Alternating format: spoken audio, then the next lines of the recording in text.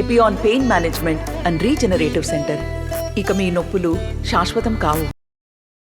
మాతృత్వం అనేది ఒక దేవుడు ఇచ్చిన వరం. చాలామంది నిన్న పేపర్ల యువతకు ఎన్నో శాతం మంది మాతృత్వానికి వస్తలేరని బాధపడుతున్నటువంటి వార్త వచ్చింది.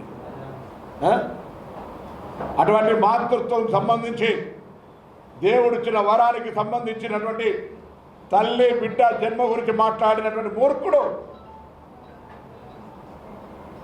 తెలంగాణ అమ్మలకు అక్కలకు అందరికీ దండం పెట్టి అడుగుతా ఉన్నా. మీ జన్మ, మీ బిడ్డ పుట్టినటువంటి జన్మ మీకు పుట్టిందా లేదా అని నర్సు చెప్తే తెలుస్తుంది అనేటువంటి మూర్ఖుడు మనకు అవసరమా అని అడుగుతా ఉన్నా. ఒక్కసారి ఆయన ఎన్నికల అప్డేట్ తీయండి. అన్నమల యూనివర్సిటీలో పీజీ చదివిన ఏ చదివిన బిఏ సైన్స్ మీరు బయట ఇస్తా అందరూ ఆయన పెట్టిన అప్డేట్. 10వ తరగతి ఏడా పాస్ అంటే చెప్పానండి, ఇంటర్మీడియట్ ఏడా పాస్ అంటే చెప్పానండి. Ponnam Prabhakar degree at SRR college 1987 pass out. నా అడ్మిషన్ నెంబర్ 058603 చూసుకోమని పోయి వెళ్ళి. లా PMR college Tarnaka MA political science extension. నా అడ్వకేట్ ఎన్రోల్మెంట్ 640/96. రా ఏం జరిగిందో చూపెట్టు. చదువు రాదు, భాష రాదు, ఎదుటి వాళ్ళని గౌరవించే తెలియదు. నేను మా మిత్రులతో కొంతమందితోటి, మా అంజన్ కుమార్ తోటి, మా జర్నలిస్ట్ మిత్రుడు కృష్ణ రమణతోటి, అయ్యా జగిత్యాల వరంగల్ రోడ్డుకి ఇట్లా తీసుకొచ్చినాం, మీరు ఇక్కడ నుంచి దయచేసి ఈ రోడ్డు మీద పోతుంటే మీరు NH కొట్టండి, NH 563 అని వస్తుంది. ఈ రోడ్డు మీద 40 కోట్లు ఖర్చు పెట్టిండ్రు. ఆనాడు వెల్చాల నుంచి రోడ్డు ఇక్కడ తీసుకొచ్చినాం. దాన్ని వదిలిపెట్టి ప్రతిభా కాలేజీ తీసుకువెళ్ళి ఆ వినోదరావు 5 ఏళ్ళు మన ఊరికి చేసిన సేవ లేదు. కానీ ఆయన మెడికల్ కాలేజీ కాడికి ఆ రోడ్డు మార్చుకున్నాడు. దీని గురించి కొద్దిగా శ్రద్ధ తీసుకో అంటే కూడా కుమ్ముక్కు రాజకీయాల స్పందించకపోతుంది కదా. ఇలా అనేకంగా చెప్తా ఉన్నాం. బరాబర్గా కుమ్ముక్కు రాజకీయాలు ఇంతకుముందు చెప్పినట్టుగా మ్యాచ్ ఫిక్సింగ్ పాలిటిక్స్లో నిన్ను మించినోడు లేడు. మాట్లాడింది కానీ చమలు చేసింది కానీ చర్చ ఇప్పుడు చాలాసారి అయినాడు. కొత్తగా ఈ మధ్య బీజేపీలో కూడా వాణిని కలుపుకుంటున్నా బలం పెరుగుతుంది. రా నెత్తి మీద ఆటాన పెడితే అర్ధ పైసలు కమ్ముడు పోనని కొంతమందిని జైన్ చేసుకుంటున్నాం. మేము అట్లా జైన్ చేసుకుంటున్న శురువు అయితే బిడ్డ ఒక్కరు కూడా మిగిలిన నీ దగ్గర మా ముఖ్యమంత్రి గారు చెప్పారు యాద కూర్చుకో. మేము అటువంటి ప్రోత్సహిస్తలేము. మీరు ఒకటే పార్లమెంట్ అభ్యర్థి, మావాడు కొత్త అభ్యర్థి, గతంలో ఏం చేసిండు చేయలేదానికంటే చదువుకున్నాడు, భవిష్యత్తులో నియోజకవర్గాన్ని చేస్తాడు. అతనితో 4 శాసనసభ్యులు ఉన్నాం, పార్టీ నాయకత్వం ఉన్నారు, బరాబర్గా కలిసి చేస్తాం, మేము ఐక్యంగా ఉన్నాం.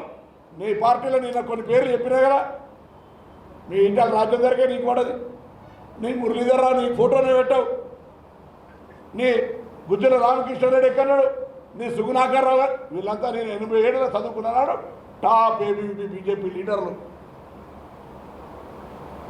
అసలు నిన్ను రాష్ట్ర అధ్యక్ష పదవిని ఎందుకు తొలగించినారు? అవినీతి ఆరోపణ కాదని నువ్వు మంచి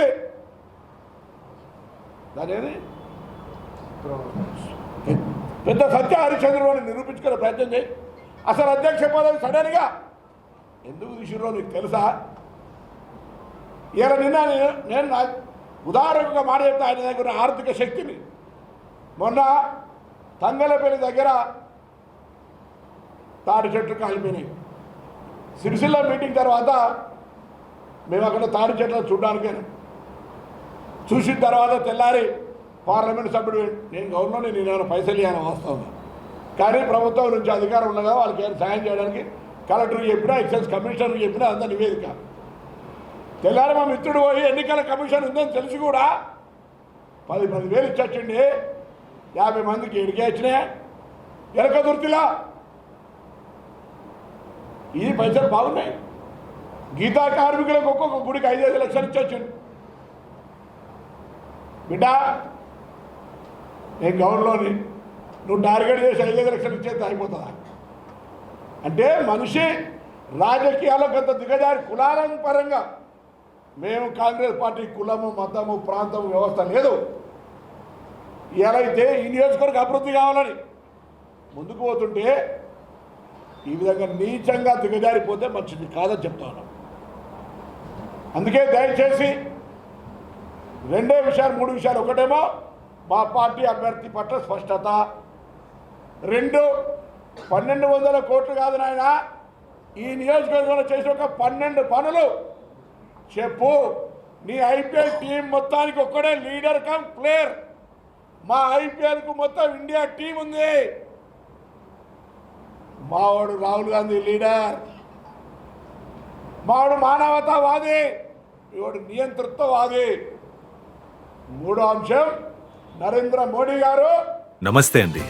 ఇది వ్యాపారం గురించి కాదు, ఓటు గురించి. ఎన్నికల్లో ఓటు వేయడం మన హక్కు మాత్రమే కాదు, కర్తవ్యం. ఎంతో మంది మహా నేతలు శ్రమించి ప్రాణత్యాగం చేసి ఈ అవకాశాన్ని మనకిప్పించారు. అందరూ ఓటు వేద్దాం. ఎందుకంటే ఓటు హక్కు ఊరికే రాదు. నా ఓటు ఎవరికో తెలుసా? అది సీక్రెట్ అండి.